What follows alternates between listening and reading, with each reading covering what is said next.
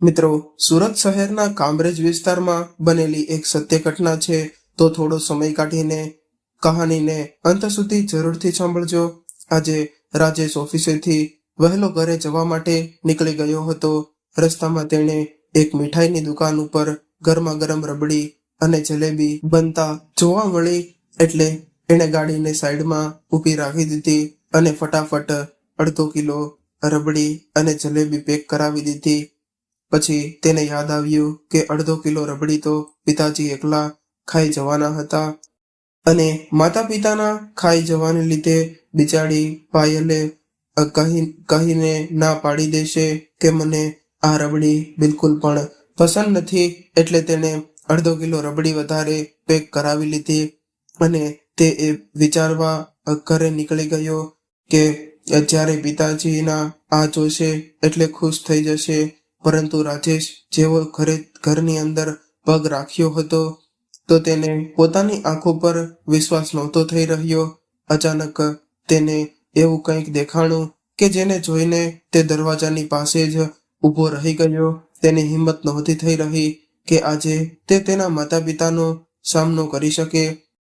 એટલી વારમાં જ તેની વહુ પાયલ ખૂબ જ ગુસ્સામાં આવી અને કહેવા લાગી કે પિતાજી, તમને તો બિલકુલ શરમ નથી. તમે કેવી રીતે કામ કરી રહ્યા છો? જો આ કામકાજ સાંજ સુધીમાં તમારા દીકરાના આવ્યા પહેલા પૂરું ન થયું તો હું માજીને એટલી જ વધારે તકલીફ આપીશ. પછી આનો દોષ તમે મને ન આપતા. એટલે રામજીભાઈએ રૂંધાયેલા સ્વરમાં કહ્યું કે વહુ બેટા, કાંતાને કંઈ ન કહેતી. હું રાજેશ ઘરે આવે તે પહેલા જ આ બધું કામકાજ કરી નાખીશ અને તેને પણ કાંઈ નહીં કહું. પરંતુ યાદ રાખજો પિતાજી, તમે બંને જે દિવસે તમારા દીકરાની સામે મોઢું ખોલ્યું એ દિવસે તમારે આ ઘરમાં રહેવાનો છેલ્લો દિવસ હશે. તમારા બિસ્તરા પોટલા ઉઠાવીને બહાર ફેંકી દઈશ.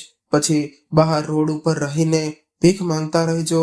વહુની વાત સાંભળીને કાંતાબેન એકી નજરે તેની સામે જોવા લાગ્યા, એટલે પાયલ તેની સામે પણ ડોળા ફાડીને કહેવા લાગી કે માજી, આમ ઊભા ઊભા મારી સામે શું જોઈ રહ્યા છો? આમ મારી સામે જોઈને મને ખાઈ જવાના છો? મારા પગમાં ખૂબ જ દુખાવો થઈ રહ્યો છે. કાલની હું ખૂબ જ થાકી ગઈ છું, એટલે તમે મારા હાથ અને પગની માલિશ કરી દો અને થોડીવાર પગ પણ દબાવી આપો. વહુની આ વાત સાંભળીને કાંતાબેન વહુના પગ દબાવવા માટે જેવા આગળ વધ્યા, એટલી વારમાં જ પાયલના ગાલ ઉપર એક જોરથી થપ્પડ પડી ગઈ. પાયલને કંઈ સમજાય નહોતું રહ્યું કે આ બધું શું થઈ રહ્યું છે. તેની આંખે અંધારા આવી ગયા.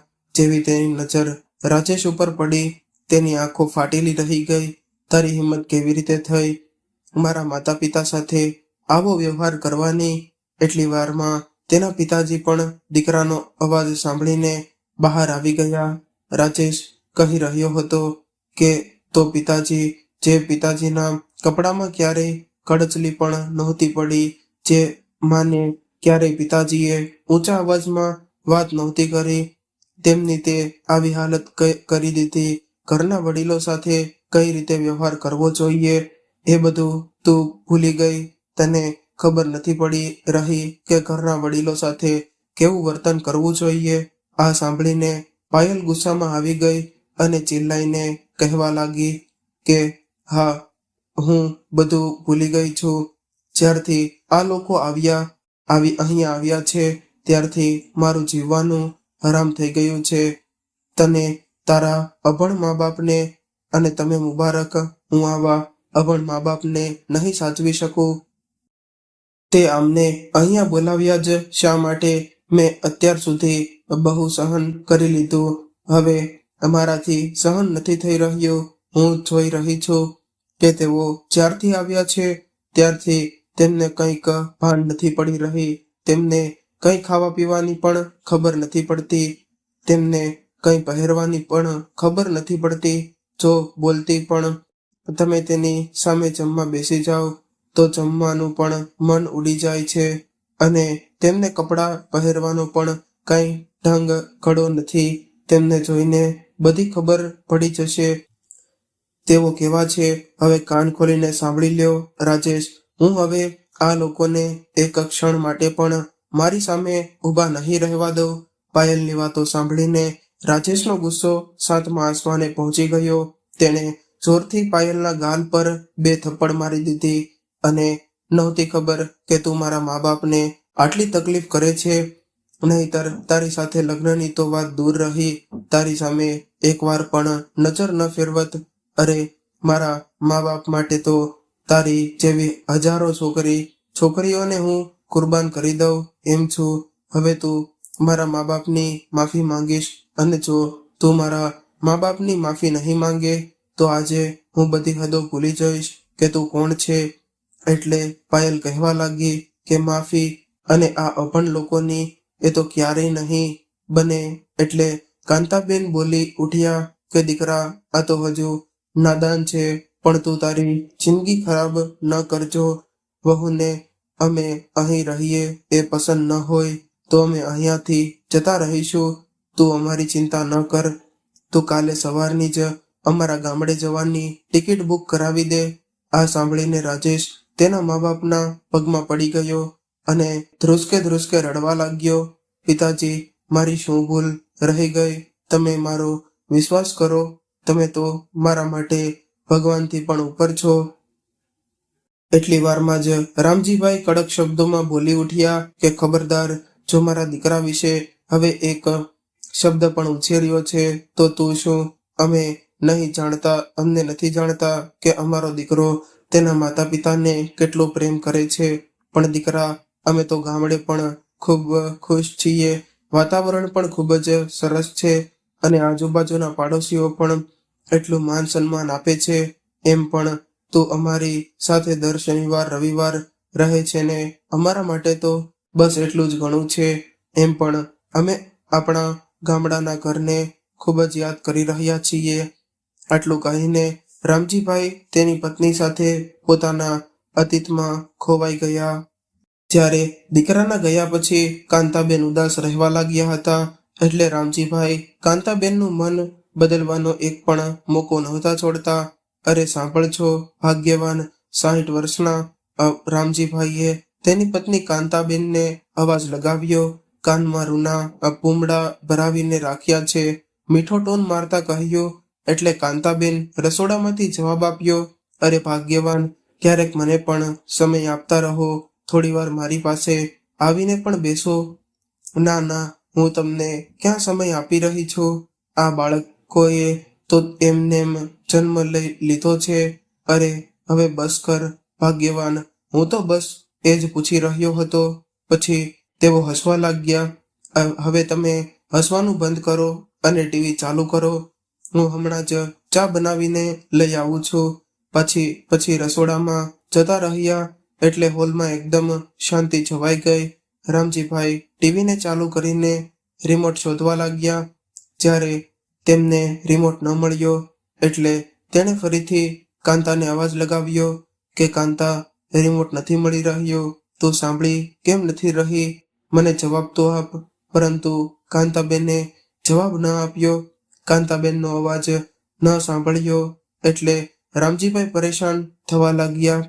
એટલે તેઓ રસોડા તરફ જવા લાગ્યા.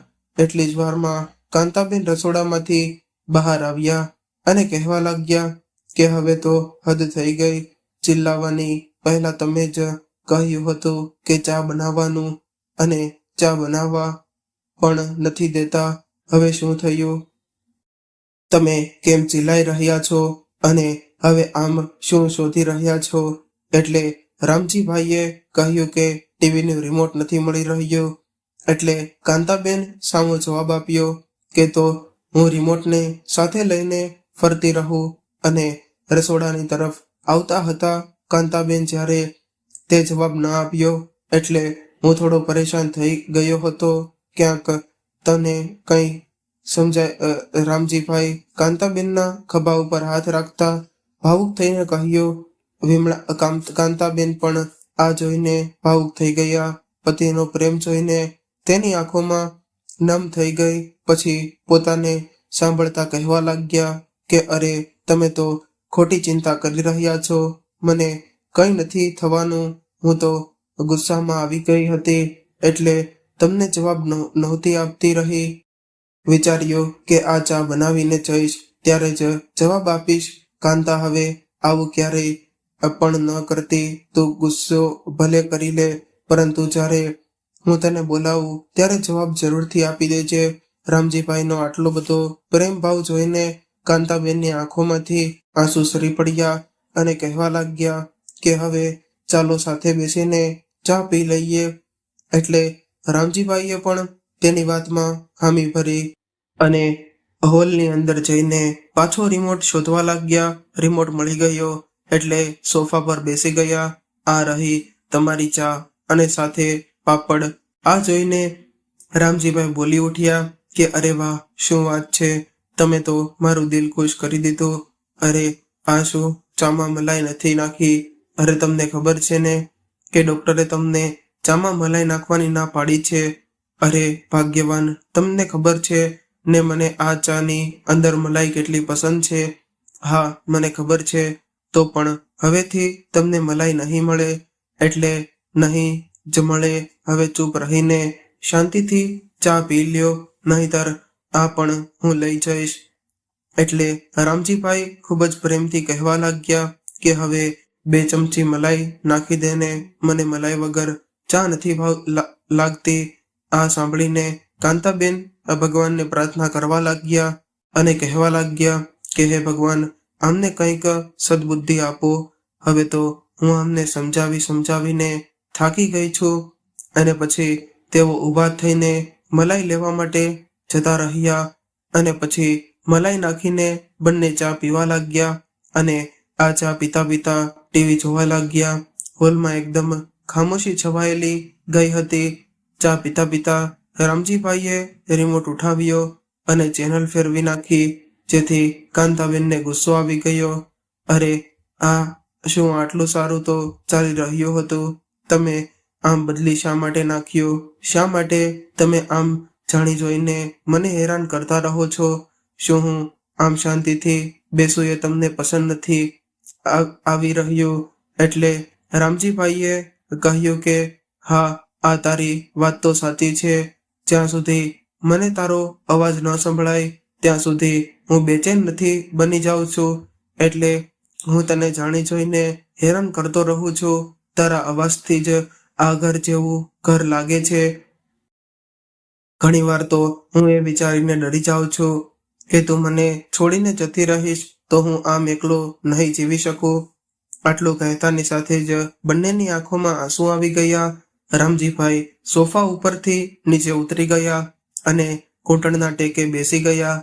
કાંતાબેનનો હાથ પકડી લીધો અને કહેવા લાગ્યા કે કાંતા, હું આપણા લગ્ન જીવનના 33 વર્ષમાં ક્યારેય પણ ન કહી શક્યો, પણ આજે હું તારી સામે કબૂલ કરું છું કે હું તને ખૂબ જ પ્રેમ કરું છું.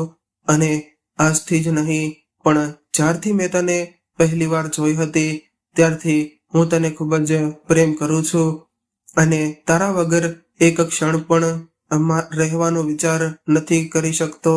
પરંતુ તું હંમેશા કહેતી હતી ને કે જો તમે પ્રેમ કરતા હોત તો ક્યારેય તમે ઇઝહાર પણ કર્યો હોત, પણ તું તો હંમેશા મારી સાથે લડાઈ ઝઘડો કરતી રહે છે.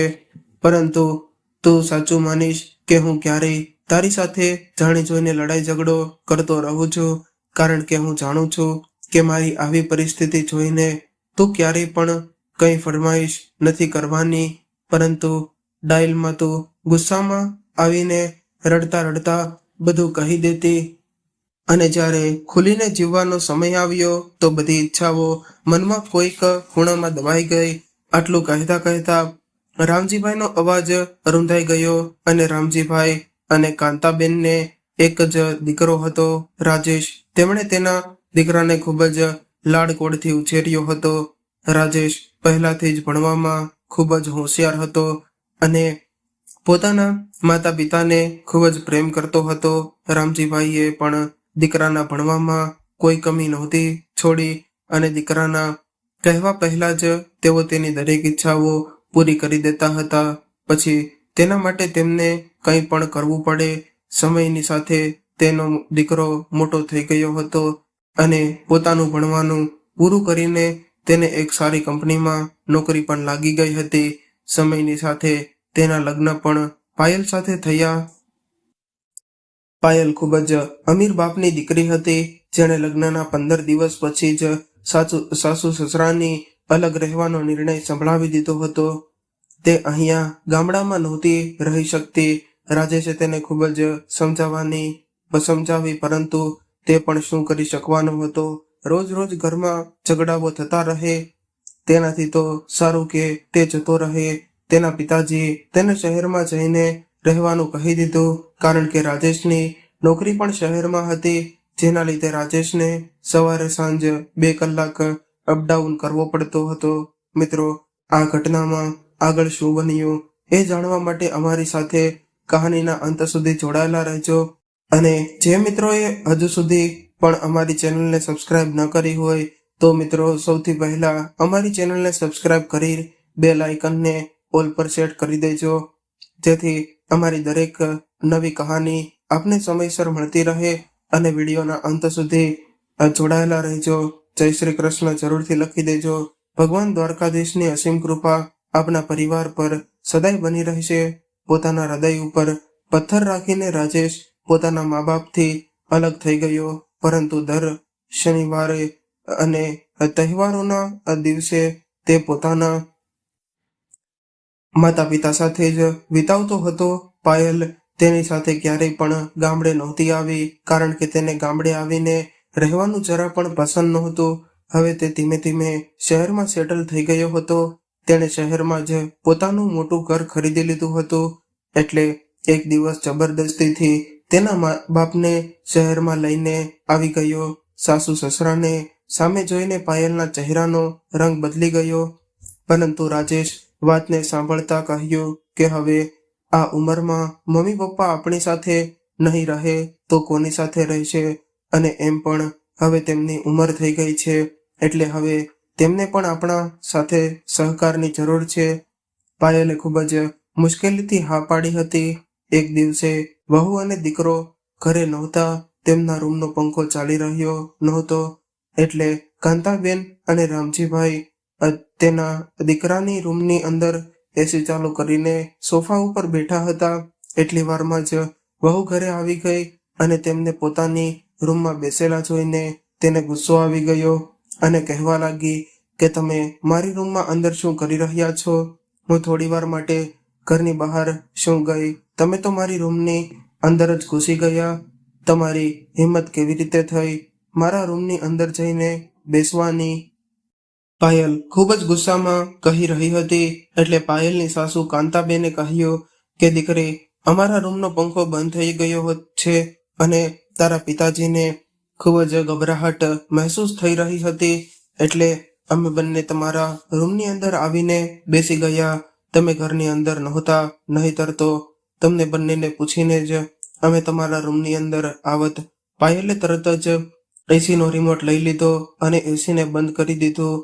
હવે પછી કહેવા લાગી કે ગામડે તો તમે ક્યારેય એસી જોયું પણ નહીં હોય, અને અહીંયા તો દીકરાના પૈસા ઉડાડી રહ્યા છો. અહીંયા લાઇટ બિલ પણ ખૂબ જ આવે છે, પરંતુ એ તો તમારા દીકરાને ભરવાનું હોય છે, એટલે તમને તો તેની ક્યાંથી ચિંતા હોય, અને એમ પણ તમારે ક્યાંક કંઈ કામ કરવા જવું પડે છે. બસ ઘરમાં બેસીને આરામ કરતો રહેવો છે. રૂપિયા કમાવા માટે તો તમારા દીકરાને જવું પડે છે. તમને એની ચિંતા ક્યાંથી હોય? તમારે તો બસ ઘરે બેસીને અમારા ખર્ચાઓ વધારવાના છે. તમે અભણ લોકો તો ગામડામાં રહેવાને લાયક જ છો. આ ઘરમાં જે બધું દેખાઈ રહ્યું છે તે તમારા દીકરાની મહેનતની કમાણીનું છે. એટલે હવે ઘરમાં એસી કે ઘરની કોઈ પણ ચીજ વસ્તુને હાથ લગાડતા પહેલા વિચારી લેજો, અને તમારા રૂમની અંદર મારી પરવાનગી વગર ક્યારેય પણ આવશો નહીં. મારા રૂમની અંદર મારો કિંમતી સામાન પડેલો હોય છે. એટલે કાંતાબેન ભરાયેલી આંખોએ કહ્યું કે બહુ બેટા, કમસે કમ તું મારી નહીં તો તારા સસરાની ઇજ્જત તો લીઝહાર કર. જરા એની ઉંમર સામે તો છો. ક્યારની તું એટલું બધું કહી રહી છે, અને અમે થોડી વાર તારો કિંમતી સામાનને ચોરી લઈશું. તું અમારા વિશે આટલો બધો ખરાબ વિચાર ના રાખે. શા માટે રાખી રહી છો? શા માટે આટલા બધા ખરાબ શબ્દો બોલે છે? જો તું કહેતી હોય તો અમે થોડા દિવસોમાં જ ગામડે જતા રહીશું. એટલે અમને થોડા દિવસ તો અમારા દીકરા સાથે રહેવા દે. એટલે પાયલ કહેવા લાગી કે થોડા દિવસો પછી શા માટે કાલે જ કેમ નથી જતા રહેતા? અને હવે તમારો દીકરો કઈ નાનો બાળક નથી, એટલે તેનું ધ્યાન રાખવું પડે. હવે તો તેનું ધ્યાન રાખવા માટે હું છું. અને એમ પણ હું તમારા લોકોની સેવા નથી કરતી. જ્યારથી તમે અહીંયા આવ્યા છો ત્યારથી તે મારો પતિ ઓછો અને તમારો દીકરો વધારે બની ગયો છે. એટલે હું તો એ જ વિચારી રહી છું કે તમે જલ્દીથી ગામડે જતા રહો. અને હવે તમારે જ્યારે ગામડે જવું હોય ત્યારે જતા રહેજો. પણ અત્યારે તો મારા રૂમની અંદરથી બહાર નીકળો. કાંતાબેન અને તેના પતિ રામજીભાઈ આ સાંભળીને પાયલના રૂમની અંદરથી બહાર નીકળી ગયા અને પોતાના રૂમની અંદર જતા રહ્યા અને વિચારવા લાગ્યા કે દીકરો રાજેશ ઘણા વર્ષોથી તેમને શહેરથી આવવા માટે કહી રહ્યો હતો, પરંતુ કાંતાબેન અને રામજીભાઈ ગામડે શહેરમાં નહોતા આવતા. તો પણ રાજેશે તેને જબરદસ્તીથી શહેરમાં લઈને આવ્યો હતો. કાંતાબેન અને રામજીભાઈએ પણ દીકરાની જીદ સામે હાર સ્વીકારી લીધી હતી અને દીકરા રાજેશની સાથે શહેરમાં આવી ગયા હતા. એવું નહોતું કે તેઓ પહેલીવાર શહેરમાં આવ્યા હતા. કાંતાબેનના આગ્રહ ઉપર તેઓ પહેલા પણ શહેર આવી ચૂક્યા હતા. પરંતુ પાયલ જે આધુનિક વિચારોવાળી છોકરી હતી, એટલે તેણે રાજેશના માતા પિતાને ક્યારેય પોતાના નહોતા સમજ્યા. તેને લાગી રહ્યું હતું કે રાજેશના માતા પિતા ગામડેથી તેની સાથે રહેવા આવી જશે તો તેની બધી જ આઝાદી છીનવાઈ જશે. તેને પહેલાથી જેમ બહાર ફરવા જવાનું નહોતું મળી રહ્યું અને પોતાની બહેનપણીઓને ઘરની અંદર પણ નહોતી બોલાવી શકે એમ ત્રણેય ટાઈમ જમવાનું પણ ઘરમાં જ બનાવવું પડતું હતું. કારણ કે રાજેશ દરેક વખતે કહેતો રહેતો કે તેના માતા પિતાને બહારનું જમવાનું જરા પણ પસંદ નથી. જ્યારે પાયલ બહાર ફરવા જવાનું નામ લેતી ત્યારે રાજેશ તેના માતા પિતાને પણ સાથે લઈ જવાનો આગ્રહ કરતો. તેના માતા પિતા પ્રત્યેનો પ્રેમ પાયલને બિલકુલ પણ સહન નહોતો થતો. રાજેશના મા બાપની ખૂબ જ ઇજ્જત કરતો હતો, જેને જોઈને પાયલને ખૂબ જ જલન મહેસૂસ થતી હતી. રાજેશ પોતાની મા પાસે પોતાની મનપસંદ રસોઈ બનાવતો હતો અને પોતાની માના ખૂબ જ વખાણ કરતો રહેતો, જેથી પાયલ ખૂબ જ જલન મહેસૂસ કરતી અને પાયલને પોતાની સાસુ દુશ્મન લાગવા લાગી હતી. કારણ કે તે હવે જાણી ગઈ હતી કે તેનો પતિ રાજેશ તેના મા બાપને ખૂબ જ પ્રેમ કરતો હતો.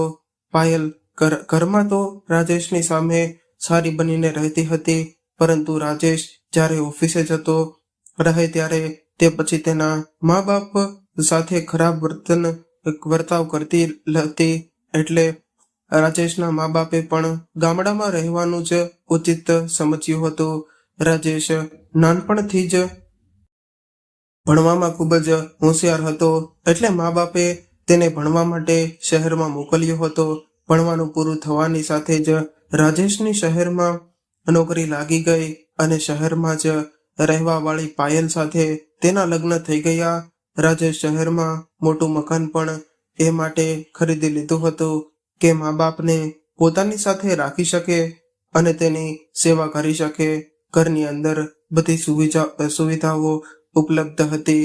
રાજેશ એક મોટી ગાડી પણ લઈ લીધી હતી અને તે હંમેશા તેના મા બાપને સાથે રાખવા માંગતો હતો.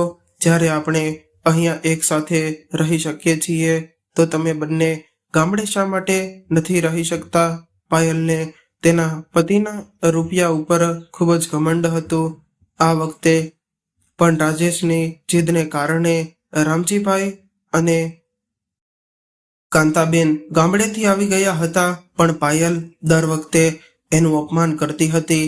તે બસ એટલું જ વિચારતા હતી કે તેઓ બંને પાછા ગામડે જતા રહે રામજીભાઈ અને કાંતાબેન દીકરાને આ બધી હકીકત જણાવીને એમના ઘર સંસારમાં ઝઘડો નહોતા કરાવવા માંગતા, કારણ કે બંને જાણતા હતા કે રાજેશને જ્યારે ખબર પડશે કે વહુ ઘરમાં તેના મા બાપનું અપમાન કરતી રહે છે તો રાજેશનું દિલ તૂટી જશે. રાજેશ તો હંમેશા બંનેને પોતાની સાથે જ રાખવા માંગતો હતો, પરંતુ પાયલ, જેને તેના સાસુ સસરા નડી રહ્યા હતા, એક દિવસે રાજેશ તેના રૂમની અંદર તૈયાર થઈ રહ્યો હતો. તેને પાયલનો અવાજ સંભળાયો. પાયલ કાંતાબેન ઉપર ગુસ્સો કરીને ચિલ્લાઈ રહી હતી, મમ્મીજી, જ્યારે તમને કંઈ ખબર ન પડે તો શા માટે કામ કરવા માટે લાગી જાઓ છો? તમને મશીનની અંદર કપડાં નાખવાનું કોણે કહ્યું હતું? તમને હેન્ડવોશ અને કપડાં ધોવાના લિક્વિડમાં કંઈ ફરક નજર નહોતો આવી રહ્યો? તમે કપડાં ધોવાના લિક્વિડની જગ્યાએ હેન્ડવોશની બોટલનું લિક્વિડ નાખી દીધું છે. મેં તમને કેટલી વાર કહ્યું છે કે તમે અમારા ઘરની મોંઘામાં મોંઘી ચીજોને હાથ ન લગાડતા. તમને કંઈ સમજણ નથી પડી રહી. શા માટે અમને આમ હેરાન કરતા રહો છો? જ્યારે રાજેશ આ બધું સાંભળ્યું તો પાયલનો આ વ્યવહાર તેને જરા પણ પસંદ ન આવ્યો. તેનાથી વધારે સહન ન થયું, એટલે ગુસ્સામાં આવીને કહેવા લાગ્યો કે પાયલ, તું આ કેવી રીતે વાતો કરી રહી છો? મારી માં અને ઘરના વડીલો સાથે વાત કરવાની તારામાં તમીજ નથી. તું આ બધું ભૂલી ગઈ છો? એટલે પાયલ ગુસ્સામાં આવી ગઈ અને કહેવા લાગી કે હા, હું બધું ભૂલી ગઈ છું. જ્યારથી આ લોકો અહીં આવ્યા છે ત્યારથી મારું જીવવાનું હરામ થઈ ગયું છે. તમે તારા અભણ મા બાપ, તને મુબારક, હું આવા અભણ મા બાપને નહીં સાચવી શકું. તે આમને અહીંયા બોલાવ્યા જ શા માટે? મેં અત્યાર સુધી બહુ સહન કરી લીધું, હવે મારાથી સહન નથી થઈ રહ્યું. એટલે રાજેશે કહ્યું કે પાયલ, તું આ કેવી વાતો કરી રહી છે? તું અત્યારે જ મારી મા પાસે માફી માંગ. દીકરાની વચ્ચે જ રોકતા કાંતાબેન કહેવા લાગ્યા કે દીકરા, કંઈ વાંધો નહીં, અમને વહુની વાતનું જરા પણ ખોટું નથી લાગ્યું. દીકરા, ભૂલ તો અમારાથી થઈ ગઈ છે, હવે આગળથી અમે ધ્યાન રાખીશું.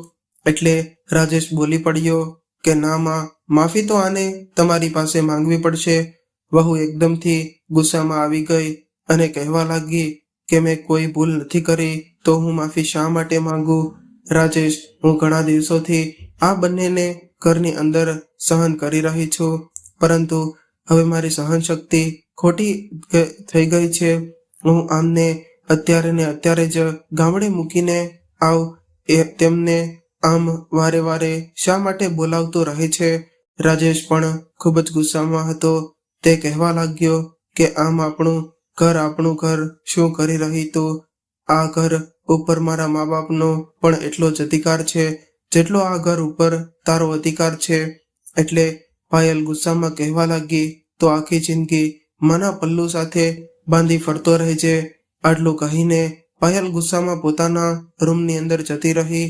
એ દિવસે તો રાજેશ પોતાની માના કહેવા ઉપર પાયલને માફ કરી દીધી હતી, પરંતુ આજે પોતાના મા બાપની નોકરોથી પણ વધારે ખરાબ હાલત જોઈને તો તેનાથી પણ સહન ન થયું.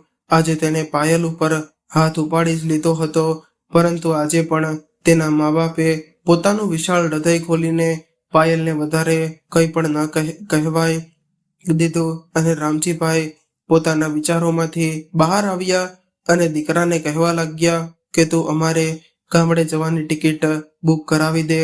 અમે એવું નથી કરવા માંગતા કે અમારા લીધે તમારો ઘર સંસાર બગડે.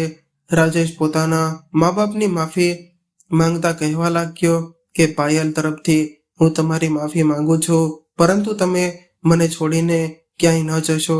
એટલે રામજીભાઈએ કહ્યું કે દીકરા, અત્યારે તો અમારું ગામડે જતું રહેવું સારું રહેશે. ત્યારે તારું મન થાય ત્યારે તું અમને મળવા માટે ગામડે આવતો રહેજે. મા બાપની વધારે જીદને કારણે રાજેશ કઠણ હૃદયે તેમની ગામડે જવાની ટિકિટ બુક કરાવી દીધી. રામજીભાઈ અને કાંતાબેન પાછા ગામડે આવી ગયા અને પાયલ એટલી ઘમંડી હતી કે માફી માંગવાની તો વાત દૂર રહી ત્યારે તેના સાસુ સસરા સાથે ગામડે ફોન કરીને તેની સાથે વાત પણ નહોતી કરતી.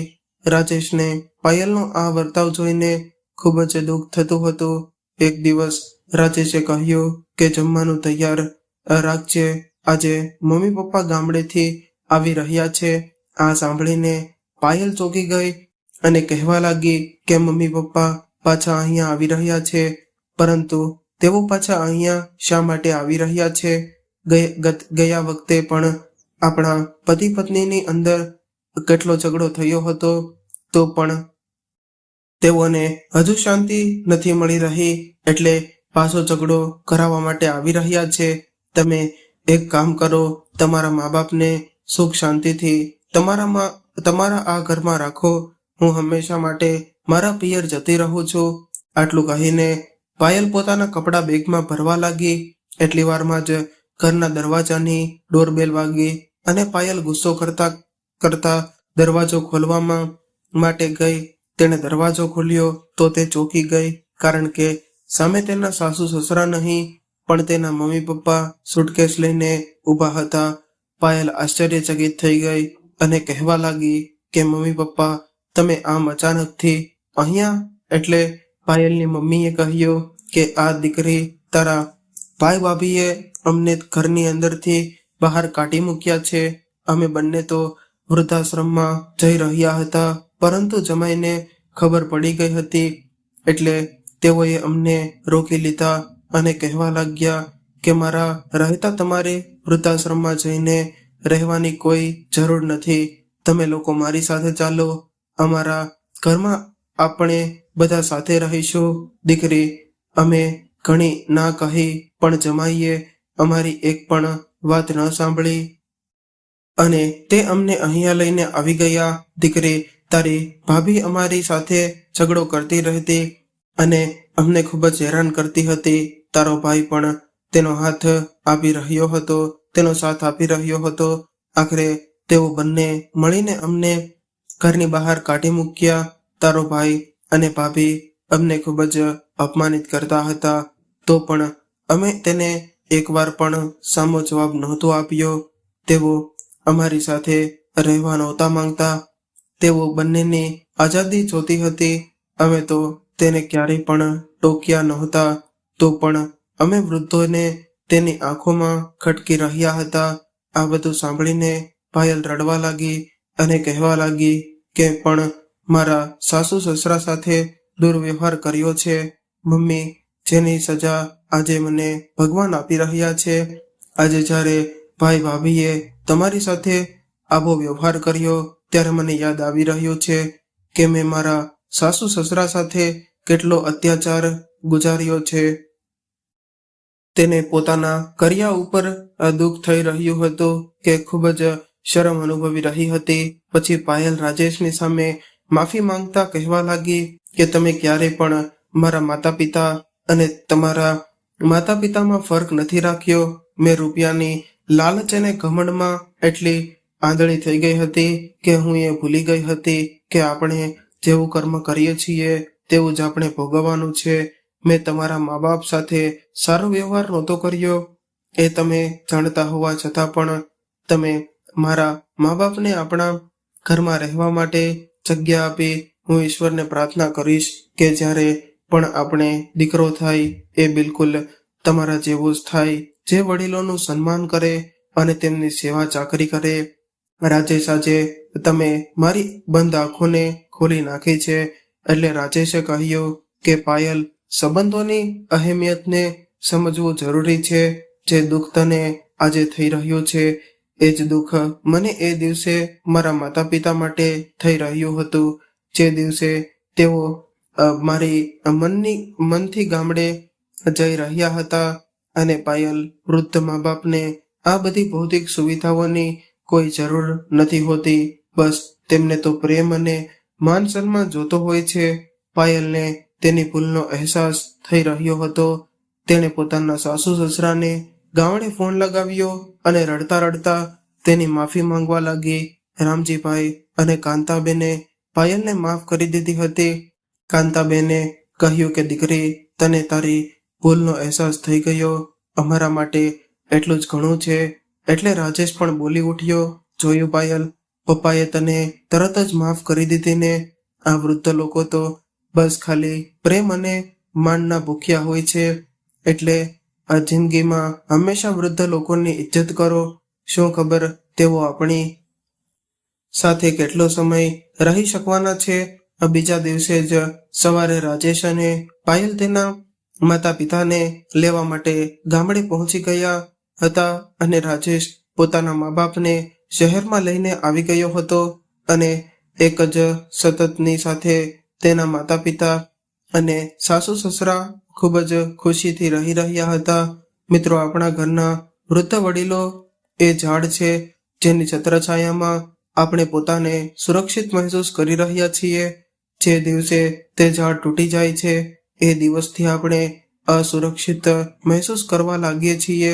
એટલે બની શકે તો વૃદ્ધ લોકોને ખૂબ જ પ્રેમ અને માન સન્માન આપો, જેથી તે પોતાનું શ્રેષ્ઠ જીવન હસી ખુશીથી પસાર કરી શકે. વડીલોના આશીર્વાદથી જ ઘરમાં આવતા વધે છે. એટલે બની શકે તો ક્યારેય પણ તેનું દિલ દુભાવશો નહીં. ખરાબ શબ્દો બોલીને ક્યારેય પણ તેમનો તિરસ્કાર ન કરશો. તેમને તો બસ પોતાના લોકોનો સાથ જોતો હોય છે.